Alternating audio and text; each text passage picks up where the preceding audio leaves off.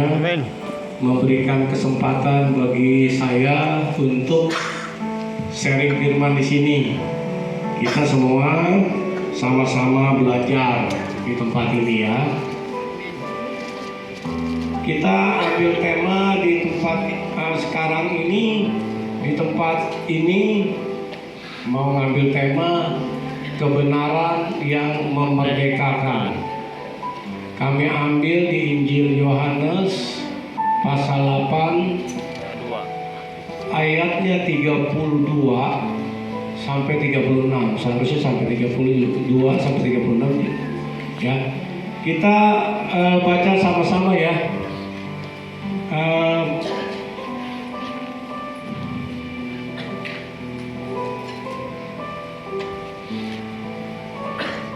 Buka pada bawah ini. Sekarang zaman canggih ya, zaman canggih, semuanya bawa handphone ya. Handphonenya sudah di-download kan Alkitab. Udah. Kita buka Yohanes 8 ya.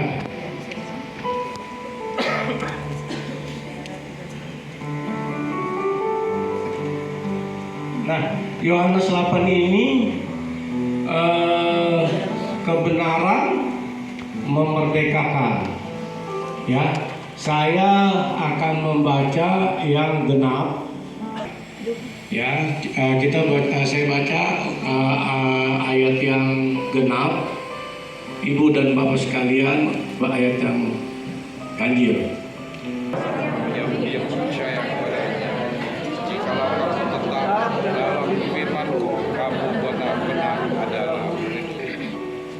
Dan kamu akan mengetahui kebenaran, dan kebenaran itu akan memerdekakan kamu. Jawab mereka, kami adalah keturunan Abraham. Kamu akan merdeka. Ayat 34-nya. Kata Yesus kepada mereka, Aku berkata kepadamu, sesungguhnya Dan hamba tidak tetap tinggal dalam rumah, tetapi anak tetap tinggal dalam rumah. ya, kita sama-sama ya. 1, 2, 3. Jadi apabila anak itu memerdekakan kamu, kamu pun benar-benar merdeka. Jadi kita tahu anak itu siapa? Anak itu Yesus Kristus. Yesus Kristus itu sebagai anak Allah dan firman Allah. Dan Yesus Kristus itu sendiri Firman jadi adalah manusia. Allah. Betul. Karena Yesus adalah firman Allah, dari mulanya firman itu bersama-sama Allah. Ya. Sekarang kita udah tahu bahwa Tuhan Yesus Kristus, Yohanes 1 dia bilang mulanya firman, dan firman bersama-sama kita, bersama-sama Allah maksudnya. Di ayat 14, jadi firman itulah yang bisa membuat kita merdeka. Bagaimana kita bisa merdeka kalau firman itu tidak kita kandung atau kita tidak pelajari? Sesungguhnya kita harus belajar sama Tuhan Yesus Kristus, yang itu sebenarnya guru kita. Ya, kita sebelumnya melakukan membahas firman atau sharing firman, kita berdoa dulu ya, supaya nanti kuasa Roh Kudus bisa menjamah kita. Ya, kita sama-sama berdoa. Bapa kami dalam surga, kami mengucap syukur Engkau memberikan kesempatan pada kami masih hidup pada saat ini. Kami mau sharingkan firman, lembutkan setiap hati kami, jamah setiap hati kami ya Bapa. Kuasai ruangan ini, hanya Engkaulah yang berkuasa. Kuasa gelap kami tolak, kami hancurkan di dalam nama Yesus. Kami percaya Engkau beracara dari awal sampai akhir. Berbicaralah pada kami, ungkapkan isi hatimu, biar kami mengerti kehendak-Mu ya Bapa. Pakailah kami mau menyerahkan semua kepadamu.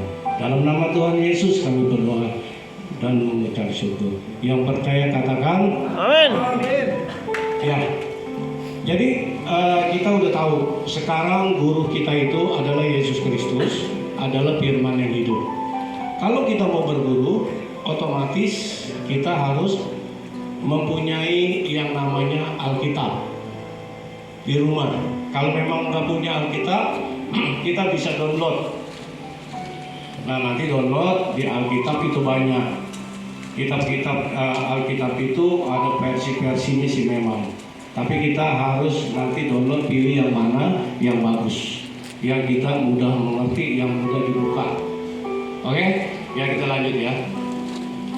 Nah, kebenaran ini yang bisa memerdekakan kita otomatis.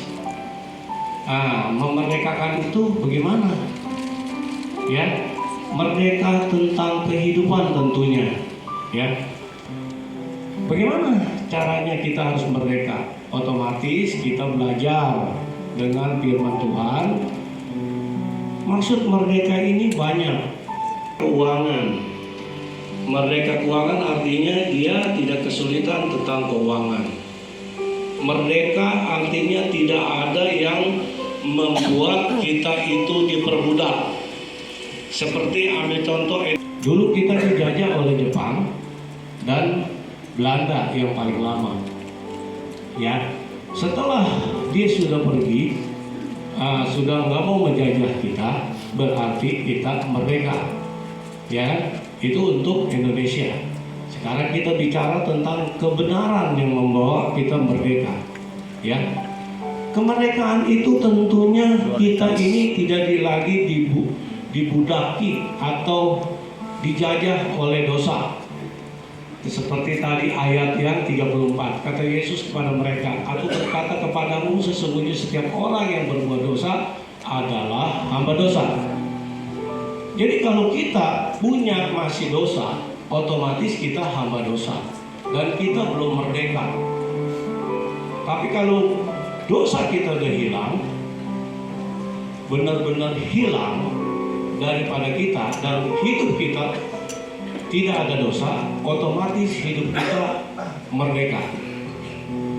Merdekanya dari mana? Otomatis dari firman yang tadi, tidak berdosa lagi, dan dosa itu tidak mengikat kita lagi. Dan Tuhan Yesus Kristus yang adalah firman, dialah yang memerdekakan kita dalam segala hal. Kalau Tuhan Yesus Kristus itu menjanjikan orang benar itu merdeka, bahwa dialah yang akan memerdekakan kita. Betul. Di dalam hal segala sesuatu, terkadang orang masih kalah. Ya, masih kalah. Kalahnya di mana? Dia masih dikuasai oleh dosa karena keinginan-keinginan daging tadi.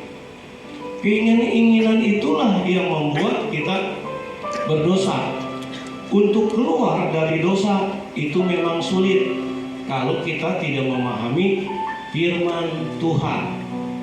Maka dari itu kita harus mempelajari firman Tuhan itu hari demi hari. Kalau kita sudah lama mempelajari, otomatis kita mengerti kehendak Tuhan. Saya pelajari firman Tuhan di Alkitab dari kejadian sampai Wahyu, itu isinya perintah-perintah Tuhan dan janji-janji Tuhan. Dia memerintahkan semua para nabi, begitu tebal Alkitab, semuanya hanya perintah-perintah Tuhan dan janji-janji Tuhan. Dia memerintahkan segala sesuatu yang benar tentunya. Pada saat kita mengikuti benar, maka janji-janji dia pun akan dikasih. Contohnya, kita melakukan kebenaran, janjinya surga, kita akan dapat surga itu sendiri.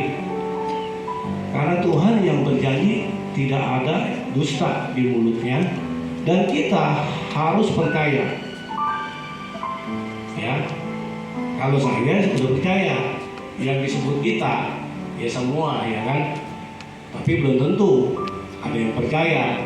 Tapi saya yakin begini orang banyak ada yang percaya. Jadi kayak saya sebut kita. kita kalau orang percaya itu sudah tidak ada lagi yang namanya dikuasai dosa. Karena kita sudah mengerti perintah Tuhan itu jangan mengingini. Perintah-perintah Tuhan atau memang ke-10 firman tadi yang dihukum Taurat itu, bila kita tidak melanggarnya, maka kita akan merdeka. Kemerdekaan itulah yang membuat kita hidup di sorga, walaupun kita belum mati. Ya, kita bisa merasakan itu.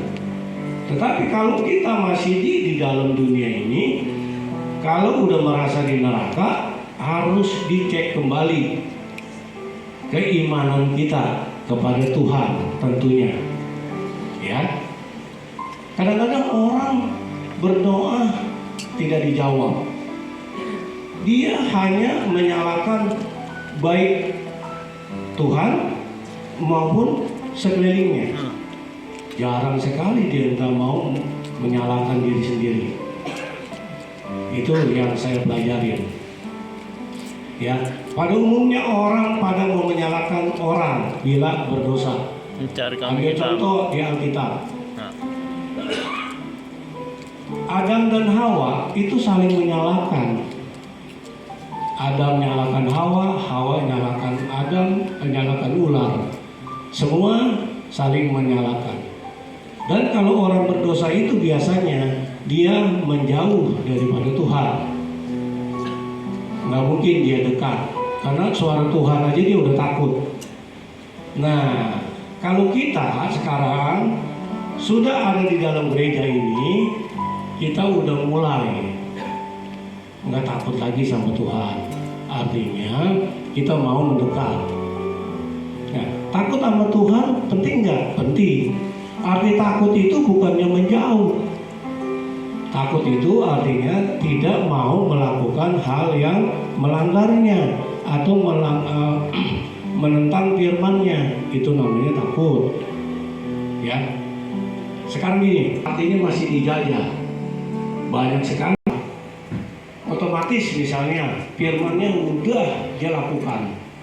Firman-Nya dia sudah baca mungkin beberapa kali, sudah habis dari Kejadian sampai Wahyu, Kejadian sampai Wahyu. Tapi nggak berubah-berubah hidupnya. Itu sangat disayangkan ya. Kalau orang udah ngerti firman Tuhan, lalu hidupnya nggak berubah-berubah, itu disebut apa, Bapak dan Ibu?